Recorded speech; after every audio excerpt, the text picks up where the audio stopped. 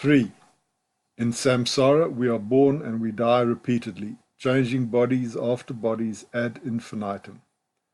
Bodhisattva Nagarjuna said, quote, "Each of us has left a pile of bones that would dwarf Mount Meru." End quote.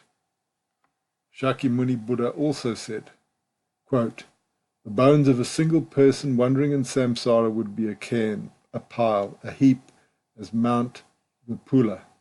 Were there a collector of these bones, and were the collections not destroyed? Long time have you suffered the death of father and mother, of sons, daughters, brothers and sisters, and while you were thus suffering, you have verily shed tears upon this long way, more than there is water in the 4 oceans. Long time did your blood flow by the loss of your heads when you were born as oxen, buffalo, rams, goats, etc. Long time have you been caught as dacoits, or highwaymen, or adulterers, and through your being beheaded, verily more blood has flown upon this long way than there is water in the 4 oceans. And thus have you gone for long time, undergone sufferings, undergone torment, undergone misfortune, and filled the graveyards full, verily long enough to be dissatisfied with every form of existence, long enough to turn away and free yourself from them all." End quote. Quote, "If someone took from this vast earth pellets the size of juniper berries and set them aside, saying, 'This is my mother, and this is my mother's mother,' then, monks, the clay of this vast earth would be exhausted, yet the line of matrilineal predecessors would not." End quote. In the Anguttara Nikaya it is said, quote, "On one occasion the Venerable Shariputra was dwelling in a Magadha, in the village Nalaka. On that occasion, Samandakaini, a wandering ascetic, approached him and asked, 'What, friend Shariputra, is happiness, and what is suffering?' 'To be reborn, friend, is suffering. Not to be reborn is happiness." End quote. 4. On the wheel of samsara we will always go down after we go high.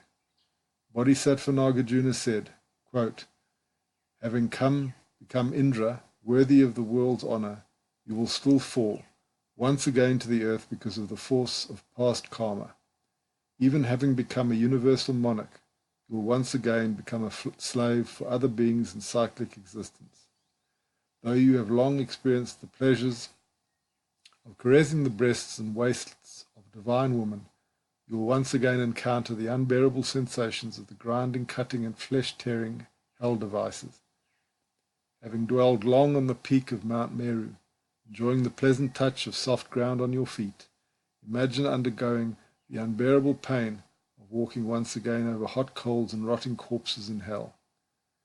Having frolicked in beautiful groves and enjoyed the embraces of divine women, you will arrive once again in the forests of hell, where the leaves are swords that slice off ears, nose, hands, and legs. Though you have entered the gently flowing river, with beautiful goddesses and golden lotuses, you will plunge once more into hell, into scalding water, the unbearable waters of the impassable river. Having gained the great pleasures of a deity in the realm of desire, the detached happiness of Brahma, you will once again become fuel for the fires of the unrelenting hell, suffering pain without respite. Having been a deity of the sun or the moon, illuminating all the world with the light of your body, you will return once more to dense black darkness, where you cannot see even your own outstretched hand." End quote. It is said in the Vinaya Vastu, quote, "The end of accumulated things is depletion. The end of things that are high is a fall. The end of meetings is separation. The end of life is death." End quote. 5.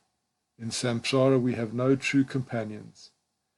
In the Bodhisattva Varakatara it is said, quote, "This body becomes forth whole, yet the bones and flesh that accompany it will break apart and disperse. As this is so, why mention others such as loved ones? You are born alone, also you die alone. As others cannot share your suffering, of what use is the hindrance of loved ones? End quote. Friends, family, and loved ones are as fleeting as a crowd on market day. Now they are here with us, and the next time they are gone. Also, who can really take our pain when we are ill, when we get old, or when we die? Even if they have empathy for us, they cannot suffer, get old, or die in our place. Also, they cannot go to the samsaric destinations where we deserve to be reborn due to our karma. Please meditate on this. After deeply contemplating the general sufferings of samsara and the specific sufferings of each of the 6 realms of samsaric existence and the bardo, our minds should naturally turn towards Amida Dharma, the only path that affords passage in this dark age of the 5 defilements. Quote, to awaken aspiration and perform practices in this world is the path of sages, and is termed self-power. The present is the last Dharma age. It is the world of the 5 defilements. The Pure Land way alone affords passage. End quote. Then we should make this promise to ourselves and to all mother sentient beings.